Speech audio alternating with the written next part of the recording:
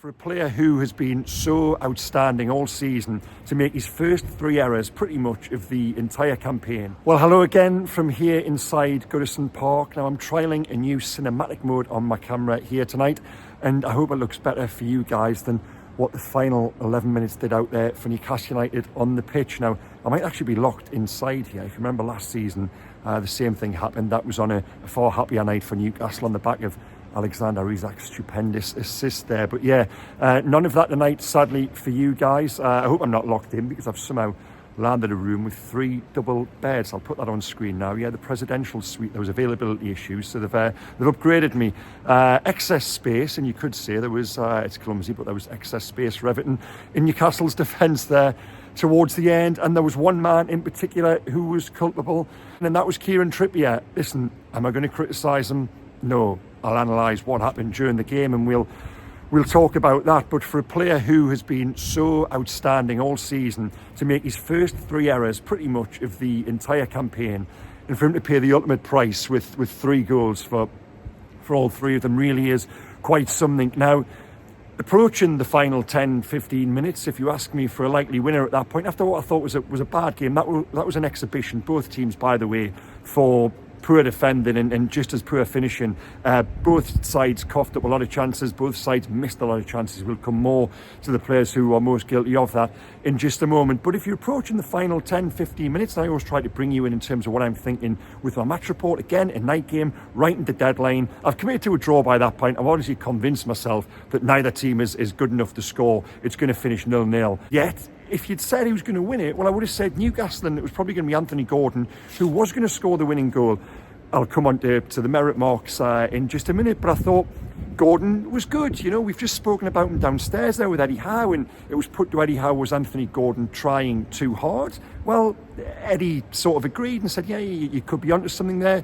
I thought Gordon did okay on what was a very difficult night coming back. He looked Newcastle's most likely scorer in the second half. Now that chance there, when he robs James Tarkowski just on the hour, he's one-on-one with Jordan Pickford, and he snatches at it. You know, what a chance that was. And I honestly think the scorer of the first goal here tonight was always going to go on and win the game. I didn't quite expect either side to go on and score 3. That's what was the shock. But what happened? How did that happen? Well, from the off, if we're being honest, Newcastle weren't at their best from the very start. I thought so. You know, they gave away a lot of chances to a team who just couldn't score. Dominic Calvert-Lewin somehow put one over the bar from 3 or 4 yards out, and Newcastle were nowhere near the side we saw against Manchester United, Paris Saint-Germain or Arsenal. They just weren't. The intensity wasn't there, the invention in attack wasn't there, but nonetheless they still got chances. They still had openings. You know, it was that sort of game. It was a confusing game, and really I can't make any sense of the 3-0 scoreline come the end. Do I think it was massively unjust that Everton won? No. By the same token, if Newcastle had scored 3 goals on the break at the end there, I would have been saying exactly the same. It was that sort of match. But anyway, yeah, it's Kieran Trippier, isn't it? And it's just a lapse. He goes to put his foot on the ball, it squirms out from beneath him. Perhaps the greasy surface has something to do with it. Dwight McNeil goes through and scores, and from that moment on, you never really, you know, I've said to you before, sometimes when a team scores, you start committing to a certain intro, and then you have a little emergency one for Newcastle perhaps coming back into it. I honestly thought once Everton scored that, the noise in here was incredible. Newcastle's heads dropped. Kieran Trippier put his head in his shirt, and it still looked as if it was there when 5 or 6 minutes later, he again gives the ball away to Jack Harrison. Harrison pulls it back. Decoria scores. It's then, of all players, in the 6th minute as the lights go out here. New camera, light mode, auto light mode's just kicked in. There we go. That's better. In fact, I'm worried it's a little bit too light now. But anyway, yeah, Kieran Trippier, again, as I was saying, it's he of all players who plays better on side in the 97th minute, and he runs through to make it 3-0. Now, Kieran Trippier, I haven't seen what's been said online. I don't know. I dare say there's probably some criticism, some scorn out there for him. He'll get absolutely none from me. I think he is Newcastle's best player. I think along with Gordon, I think he's been the absolute standout of the season. You're allowed a night like that. I'd forgive him 2, 3, perhaps not 4, but you know, a couple more of those.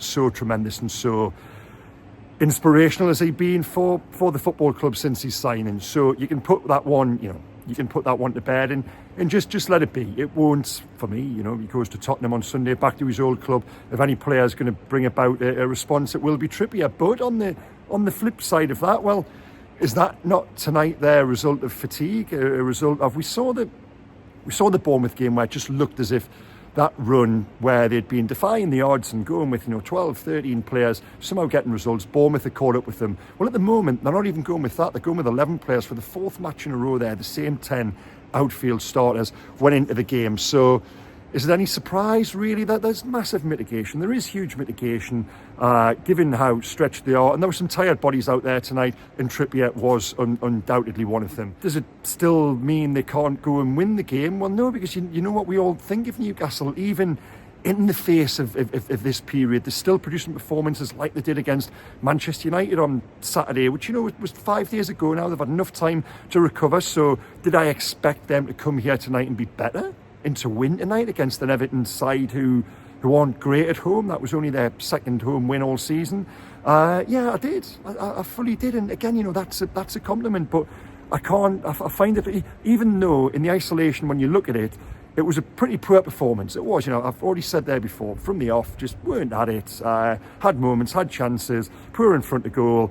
Almiron kicks the ground when he goes through. Isak, who for me, Isak hasn't, even amid the good run, Isak still doesn't look sharp. Is that a byproduct of not being able to rotate and having come back from an injury and been thrown straight in rather than building up fitness gradually? Probably it is. I don't think he's been at his sharpest of late, even though the team have been winning. And I thought there again tonight, he has that header in the first half and he puts it wide. So there were Bruno in midfield again. A game too far for him, bearing in mind how fantastic he's been, how much ground he's covered of late. Joe Linton the same. The guys at the back didn't have the same sort of coherence between them. Tino Livramento's worst game, even though he wasn't terrible. But it's just they've set. Livramento's a good example. He's set that level so high in recent games where it's just man the match for him there to drop off it. It was noticeable just because he's been so good. Again, amid what might seem like criticism, it is ultimately praise because, they have been going again and again and again. And I think tonight is just a match too far, but it's a match too far. Bournemouth was a match too far and they went into an international break, were able to regroup. They haven't got that luxury now. They've got Spurs on Sunday, a team who are probably going to be the absolute direct rival along with Aston Villa for that last remaining Champions League spot, and fourth if you think Arsenal, Liverpool and Manchester City are going to occupy the top three, which looks likely. So, another huge game. And then Milan, I was going to say a week tomorrow, it's less than a week, come on. It's 6 days time, Milan, that's quite scary. A night on which so much of the club's immediate future fate, it rests on that. So yeah, they do have to find a way to pick themselves up, and they've done it. Every time we've doubted them, they've always come back. They've never really had two bad ones in a row, and I don't think they can't this time really. Now the merit stars, I must admit, for once, guys, I'm not really quarrelling with myself as to who to give it to for excellence. It's a little easier this time, but at the same time much harder, because I think the 3 goes to Anthony Gordon without it being a brilliant display, and he's the one player who's probably guilty of missing the bulk of those chances. But I think coming back here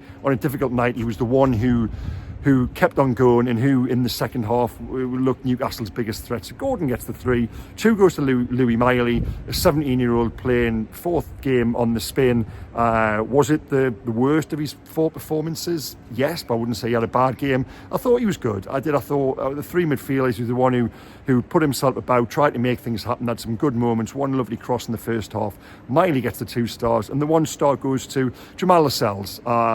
I just thought up against Calvert-Lewin, who, while he can't finish, he is a handful. I thought Lascelles equipped himself well on a night when Fabian Schär at times reverted to the old Fabian Schär, just went walkabout, missed a few things, didn't seem to be in the right place. I thought Lascelles did okay. I'm not going to go overboard on any performance there. Collectively, it wasn't great. Now, a quick word as well that was a big night for Martin Dubravka, and I think he's unfortunate to come out on the end of conceding 3 goals. I've just asked Eddie downstairs, does he have a problem with his back? I was watching him during the game, and he kept on sort of feeling the small of his back, and it makes you wonder about is there an issue there, or is that why they're potentially looking at other goalkeepers as emergency options, whatever you want to call it, for January. Eddie said there is no issue there. He just thinks he took a couple of knocks tonight. Now, how did he do?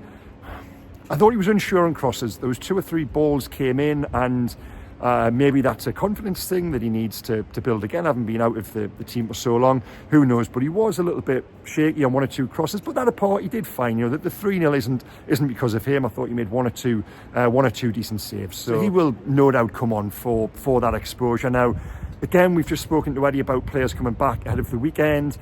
I wouldn't be entirely convinced that anyone will be back for Spurs on Sunday. He said some players that stay behind at home to train today will be thinking, you know, the likes of Longstaff, Joe Willock, Callum Wilson. Longstaff maybe has got an outside chance, but it sounds as if they might have to go with the same squad of players again. And what options are there? Well, Eddie's just said to us, he's got none. He's got no attacking options, none whatsoever. So again, like I said, when you can look at the Bournemouth game and you think, okay, 2 weeks' time, they've got the mental refresh, the physical refresh.